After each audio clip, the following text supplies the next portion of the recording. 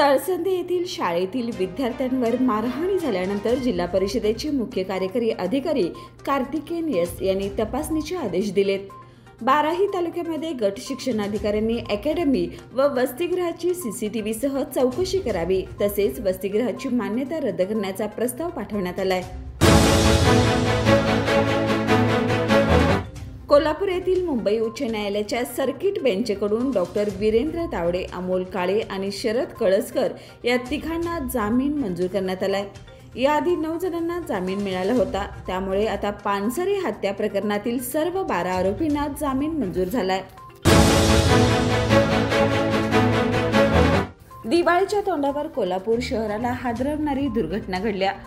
गंगावेस बाजारात वडाप वाहतूक करणारी कार अनियंत्रित होऊन थेट गर्दीत घुसली। या भीषण अपघातात 2 महिलांचा मृत्यू तर काही महिला गंभीर जखमी झाल्यात। घटनेनंतर परिसरात एकच गोंधळ उडालाय। नागरिकांनी आरडाओरडा करत जखमींना रुग्णालयात हलवलंय। चालकाचा वाहनावरील ताबा सुटल्याने हा अपघात झाल्याची प्राथमिक माहिती आहे। दरम्यान पोलीस घटनास्थळी दाखल होऊन तपास सुरू असून अचानक झालेल्या या अपघाताने संपूर्ण परिसरात खळबळ उडाली आहे। रविवारी रात्री कोल्हापूर बागल चौक येथील नारायण बाग परिसरात एक हिंसक हल्ला घडला। संदीप बाळू खोत, वय वर्ष 32, राहणार दौलतनगर, गंभीर जखमी झाला असून त्यावर उपचार सुरू आहेत। शाहूपुरी पोलीस ठाण्यात रामा कुराडे, अमित दिंडे, चैतन्य दिंडे आणि करण सावंत यांच्यावर गुन्हा दाखल करण्यात आलाय। हा हल्ला सप्टेंबर 2022 मधील निर्गुणखोर प्रकरणाशी संबंधित असून हळदकर टोळीने बदला घेण्यासाठी पाळत ठेवून हा हल्ला केलाय। राज्यातील लाडक्या बहिणींना मुख्यमंत्री लाडकी बहीण योजना अंतर्गत ई-केवायसी करणं अनिवार्य करण्यात आले। ई-केवायसी न केल्यास प्रति महिना मिळणारे 1500 रुपयाचे मानधन रद्द होईल। या योजनेअंतर्गत राज्यभरातील बहिणींमध्ये ई-केवायसी करण्यासाठी मोठी धावपळ सुरू झाली आहे। मात्र अनेक बहिणींना सर्व्हरच्या समस्या आणि तांत्रिक अडचणीमुळे प्रक्रिया पूर्ण करता येत नाही। महिला व बालविकास विभागाच्या मंत्री आदिती तटकरे यांनी ठाण्यात आयोजित राष्ट्रवादी काँग्रेस पक्षाच्या मेळाव्यात सांगितलं की ई-केवायसी सर्व्हरमध्ये सुधारणा केली जात आहे। स्वाभिमानी शेतकरी संघटनेच्या वतीनं 16 ऑक्टोबर रोजी जयसिंगपूर येथील विक्रमसिंह क्रीडांगणावर 24वी ऐतिहासिक ऊस परिषद होणार आहे। ही माहिती प्रदेश उपाध्यक्ष विठ्ठल मोरे यांनी दिली। सांगली, कोल्हापूर, सातारा, सोलापूर आणि उत्तर कर्नाटक भागात परिषदेसाठी तयारी सुरू असून गेल्या 15 दिवसापासून शेतकरी मेळावे आणि बैठका घेतल्या जात आहेत। आजऱ्याच्या पश्चिम भागातील घाटकरवाडी, धनगरमोळा, सुळेरान, किटवडे आणि आंबाडे परिसरातील शेतकऱ्यांचं वन्य प्राण्यांच्या बंदोबस्तासाठी आंदोलन सुरू आहे। हत्ती, गवी, रानडुक्कर आणि माकडांमुळे शेतीचं मोठ्या प्रमाणात नुकसान होत असून नागरिकांमध्ये भीतीचं वातावरण निर्माण झालंय। जून 2025 पासून हत्तीचा वावर वाढला असून भात शेती, ऊस, केळी, काजू आदी पिकांचं नुकसान झालंय। वारंवार लेखी आणि तोंडी सूचना दिल्यानंतरही वन विभागाकडून कोणतीही ठोस कारवाई झालेली नाही।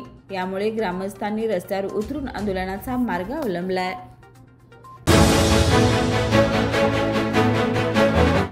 शहरातील मुख्य रस्त्यावर 4 दिवस चाललेल्या अतिक्रमणा विरोधी कारवाईत 38 खोकी व हॉटेल व कार्यालयाची अतिक्रमणे हटवण्यात आलेत। यामुळे रस्ता मोकळा झाला असून सार्वजनिक बांधकाम विभागाने रुंदीकरणाचं काम सुरू केले। एसटी बस स्थानक व कर्मचारी निवासस्थानाच्या संरक्षक भिंती, होर्डिंग्स आणि झाडेही हटवण्यात पुढील कारवाई सुरू होणार असल्याची माहिती उपायुक्त स्मृती पाटील यांनी दिली। बॉलिवूड अभिनेता आयुष्मान खुराना आणि रश्मिका मंदानाचा बहुप्रतीक्षित चित्रपट थांबाचं नवीन गाणं पॉइझन बेबी रिलीज होताच प्रेक्षकांनी मोठ्या उत्साहाने ते स्वीकारलंय। 51 वर्ष मलायका अरोरा आणि 29 वर्ष रश्मिका मंदाना या गाण्यात मादक अधाने प्रेक्षकांना मंत्रमुग्ध करत आहेत। अवघ्या 13 तासात यूट्यूबवर या गाण्याला 39 लाखाहून अधिक व्ह्यूज मिळालेत। चाहत्यांनी गाण्याचं कौतुक करत सोशल मीडियावर जोरदार प्रतिक्रिया दिल्या आहेत। शिवसेना उद्धव बाळासाहेब ठाकरे पक्षाच्या सातत्यपूर्ण पाठपुराव्यानंतर टेंबलाई उड्डाण पूल ते गडमुडशिंगी कमानी दरम्यानच्या रस्त्यावरील खड्ड्यांची दुरुस्ती अखेर सुरू झाली आहे.